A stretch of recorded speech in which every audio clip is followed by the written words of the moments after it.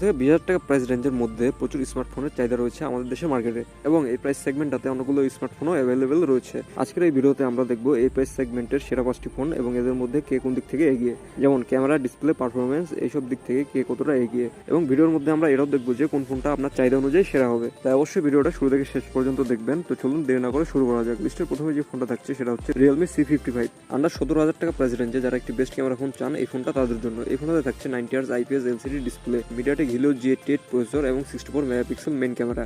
Under 17,000 টাকা price পয়েন্টে এই ফোনটার ক্যামেরা সবার সেরা, কিন্তু এটার প্রসেসর আর ডিসপ্লেতে কমতি থাকছে কিছুটা, এবং সেই কমতিগুলো পূরণ করছে লিস্টের পরবর্তী ফোনটি হচ্ছে Realme 10। এটাতে থাকছে MediaTek Helio G99 processor, 90Hz AMOLED display, 50 megapixel main camera. এটার বেস ভ্যারিয়েন্টটা 15,000 এর মধ্যে পেয়ে যাবেন, আর হায়ার ভ্যারিয়েন্ট চাইলে আরো 1-2,000 টাকা অ্যাড করতে হবে।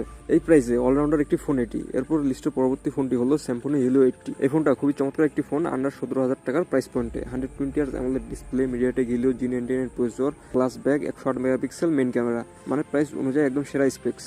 এই ফোনটা অবশ্যই স্টক আউট হয়ে যায় দোকানে ঢোকা মাত্রই, আপনারা তারপরেও দোকানে গিয়ে খোঁজ নিয়ে দেখতে পারেন। 17,000-এ এটা বেস্ট একটি অপশন। তবে এটা যেহেতু স্যামসংয়ের ফোন, তাই সফটওয়্যারের দিক থেকে পিছিয়ে থাকবে Xiaomi, Realme থেকে। এই ব্যাপারটা মাথায় রাখতে হবে আপনাদের। কিন্তু আরেকটা কথা হচ্ছে যে এই ফোনটাতে অফিসিয়াল ওয়ারেন্টি পাওয়া যাবে, যেটা হচ্ছে একটি ভালো বিষয়। এরপর লিস্টের পরবর্তী ফোন দুইটা হলো Redmi Note 13 চায়না ভার্সন অথবা ইন্ডিয়ান ভার্সন।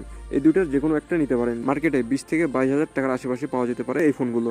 ইন্ডিয়ান ভার্সন আর চায়না ভার্সনের স্পেসিফিকেশনে কোনো পার্থক্য নাই, শুধু ইন্ডিয়ান ভার্সনটাতে ব্যাক সাইডের 3টা ক্যামেরা আর চায়না ভার্সনটাতে 2টা।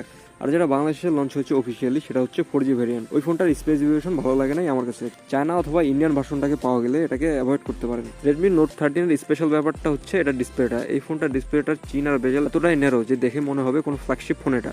সাথে সাথে এই ফোনটার অন্যান্য স্পেসিফিকেশনগুলো খুবই ভালো এটার প্রাইস অনুযায়ী, মানে আর কি জেনুইন প্রাইস অনুযায়ী। আনঅফিসিয়াল ভাবে দেশে আসার পর ফোনগুলোর প্রাইস ছিল একদম অতিরিক্ত, এখন হয়তো প্রাইসটা স্টেবল হয়ে গিয়েছে। এই ফোনটার ইন্ডিয়ান ভার্সনটা নেওয়ার ট্রাই করবেন, আর ইন্ডিয়ানটা সম্ভব না হলে চায়নাটা। ইন্ডিয়ান আর চায়নার মধ্যে বাইরে থেকে পার্থক্য হলো ইন্ডিয়ান যেটা সেটার বক্স হচ্ছে লাল রঙের।